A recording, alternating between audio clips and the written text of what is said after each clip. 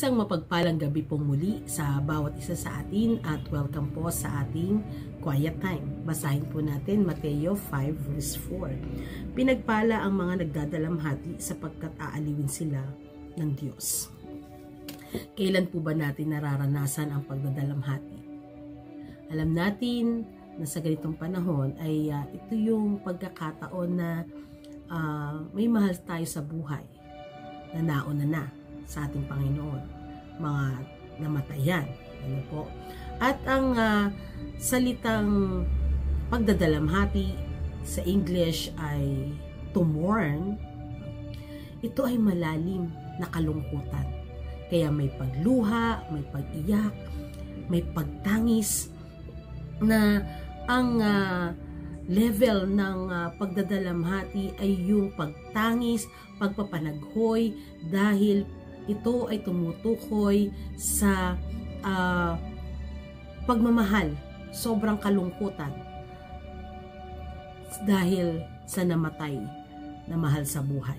Subalit itong sinasabi na pinagpapala o pinagpala ang mga nagdadalamhati, ito ay pagkilala o pagtukoy din sa sino man, no, na kinikilala yung kanyang kasalanan, na siya ay may pagkakamali, siya ay dumadaan sa kalungkutan sapagkat siya ay nagkaroon ng realization, kaunawaan, pagbubulay-bulay na siya ay nagkasala, siya ay nakagawa ng kasalanan at inaangkin niya yung consequence. Kalungkutan sapagkat merong kapalit na consequence yung kasalanan na kanyang ginawa. Ito ay ang malalim na kaunawaan, kalungkutan na nauunawaan na siya ay nagkasala sa harapan ng Panginoon. Hindi po ba't napakagandang pagkakataon na ito na maisip natin, mapagbulay-bulayan natin, maarok ng ating isip, ng ating puso. Ako ay nagkasala sa harapan ng ating Panginoon. Itong pagtangis, weeping, ay isang kondisyon ng bawat isa at maging ng pamayanan, ng society na nagkaroon tayo ng awareness na kailangan natin ang Panginoon dahil tayo ay nagkasala. Kaya yung pagdadalamhati ay totoo na kalungkutan dito sa lupa.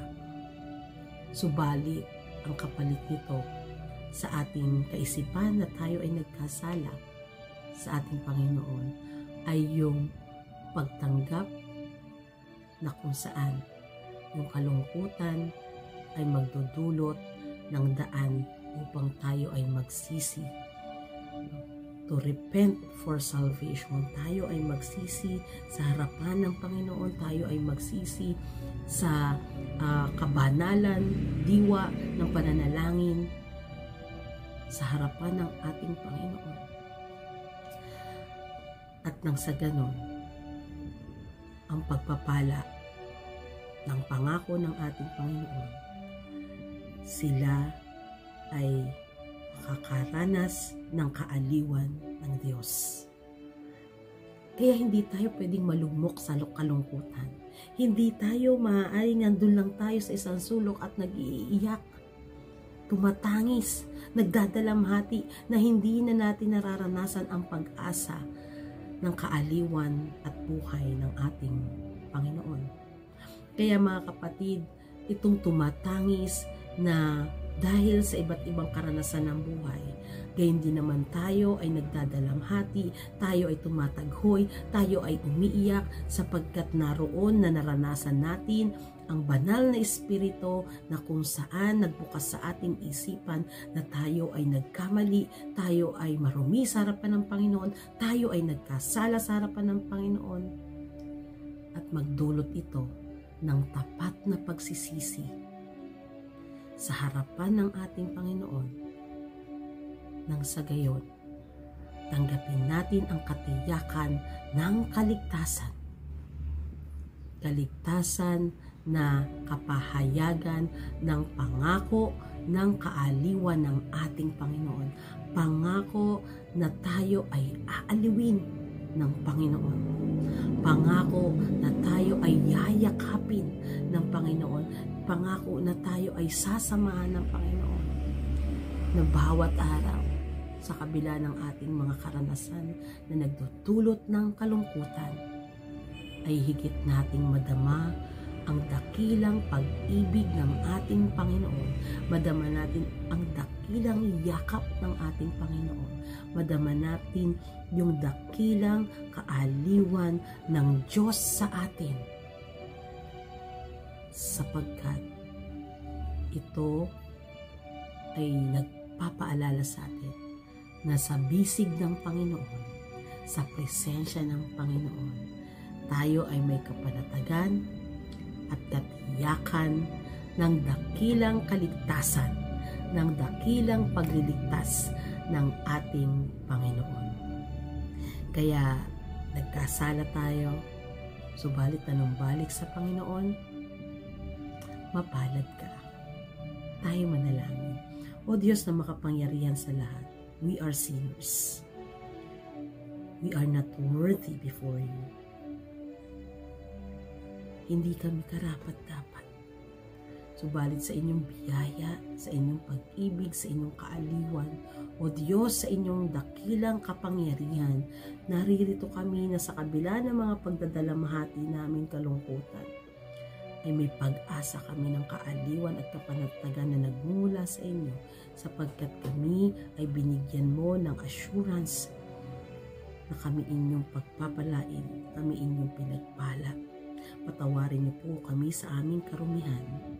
Patawarin niyo po kami sa aming mga pagkukulang. Patawarin niyo po kami sa aming mga pagkakamali. Patawarin mo kami sa panahon na kami ay tumatalikod sa inyo. Patawarin mo kami kung sa panahon na dumaranas kami ng mga matinding kalungkutan, ay kini-question namin ang iyong kapangyarihan. Patawarin mo kami, O Diyos, na hindi kami nakakasunod sa inyo. Tanggapin mo po ang aming pagsusumamo. Tanggapin mo ang aming pagdulog. Na sa oras na ito, sila na may mga karanasan na nagdudulot ng matinding kalungkutan sa kanila, sa sino mang dumaranas ng anxiety sa oras na ito, dumaranas ng depression, dumaranas ng matinding mental health issue, O Diyos, aliwin niyo po sila. Mga dumaraan sa kalungkutan dahil sa kanilang kalusugan, dahil sa kanilang kalalagayan, dahil sa kanilang sitwasyon, kalungkutan sa pamilya, sa trabaho, kalungkutan sa kanilang nasasakupan. Panginoon, sa dakilang biyaya ng inyong kapangyarihan, in Jesus' name, comfort them. In Jesus' name, embrace them. Let them feel your great love na we have Jesus. Meron kaming Jesus na malalapitan. Meron kaming Jesus na powerful, na kayang i-break lahat ng pagtaghoy, kalungkutan, pagluha, at papalitan ng dakilang kagalakan ng aming mga puso. Matagpuan kami, Panginoon, na nagtatapat sa inyo, at matagpuan mong nagagalak ang aming mga puso sa inyong kapangyarihan, biyaya at pag-ibig. Kaya't, O Diyos, naririto po kami, nagpapasakop sa inyong banal na presensya. Purihin ka, O Diyos, itong aming dalangin ng may pag-asa, sa pangalan ni Jesus. Amen and Amen. Mga kapatid, pinagpala ka kung ikaw ay tumatangis sa biyaya ng Panginoon. God bless everyone.